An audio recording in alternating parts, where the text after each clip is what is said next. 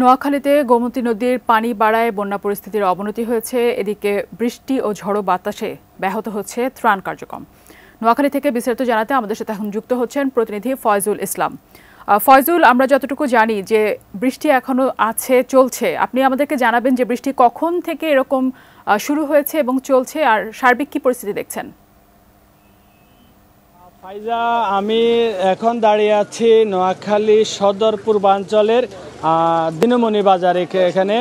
তো নোয়াখালীতে বিশেষ করে গতকাল রাতে যে টানা বৃষ্টি শুরু হয়েছে সেটা এখনও চলছে, এবং এই টানা বৃষ্টি একদিকে যেমন পানি বৃদ্ধি পাচ্ছে, পাশাপাশি নোয়াখালীর পার্শ্ববর্তী ফেনী উজানের পানি এবং পার্শ্ববর্তী আরেকটি সীমান্তবর্তী জেলা কুমিল্লার গোমতী নদীর পানি, ওইদিকে বিশেষ করে নোয়াখালীর উত্তর পূর্বাঞ্চলের যে উপজেলাগুলো আছে সেনবাগ, সোনাইমুড়ি, বেগমগঞ্জ, সদর পূর্বাঞ্চল, কবিরাট, এখানে পানি বৃদ্ধি পেয়ে বন্যার যে পরিস্থিতি, বিশেষ করে গত মাঝখানে 2 দিন বৃষ্টি বন্ধ থাকার পরে কালকে থেকে নোয়াখালীতে বৃষ্টি শুরু হওয়াতে এখানে যে 2-3 ইঞ্চি যে পরিমাণ পানি কমে গিয়েছিল, কিন্তু গত এই 24 ঘন্টা টানা বৃষ্টিতে জেলা আবহাওয়া অধিদপ্তর থেকে আমার কাছে যে তথ্যটা আছে যে গত 24 ঘন্টায় নোয়াখালীতে 120 মিলিমিটার বৃষ্টিপাত রেকর্ড করা হয়েছে। এতে এখানে 1 ফুটেরও অধিক পানি বৃদ্ধি পেয়েছে।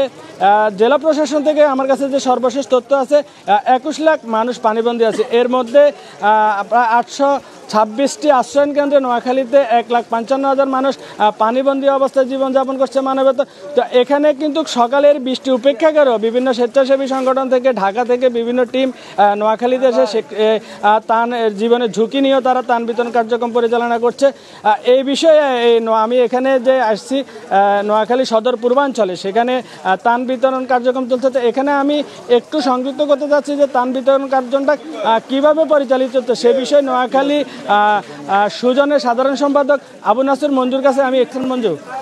নোয়াখালীর প্রত্যেকটি এলাকায় এখন পানির নিচে তলিয়ে আছে। প্রায় 2 লক্ষ লোক সরকারি হিসেবে পানিবন্দী হয়ে আছে, এবং প্রতিটি এলাকাতেই তিল ধারণের জায়গা নেই, শুধু পানি আর পানি। তো এই পরিস্থিতিতে বিভিন্ন স্বেচ্ছাসেবী সংগঠন এখানে ত্রাণ কার্যক্রম পরিচালনা করছে। একটি বিষয় লক্ষণীয় হয়েছে, সেটি হচ্ছে যে দুর্গম এলাকাগুলোতে যেখানে প্রচুর পানি, গলা সমান মাথা সমান পানি, সেখানে কিন্তু ত্রাণ সামগ্রী পৌঁছানো যাচ্ছে না।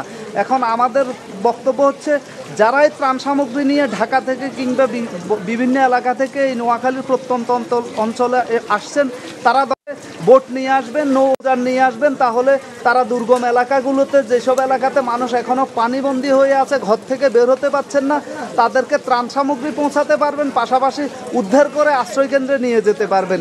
এটি এখন জরুরি। একই সাথে পাশাপাশি যারা অসুস্থ রয়েছে, আরও মানবেতর জীবনযাপন করছে, এই মুহূর্তে বিশুদ্ধ পানি এবং ওষুধ পৌঁছা দেওয়া অনেক বড় চ্যালেঞ্জ।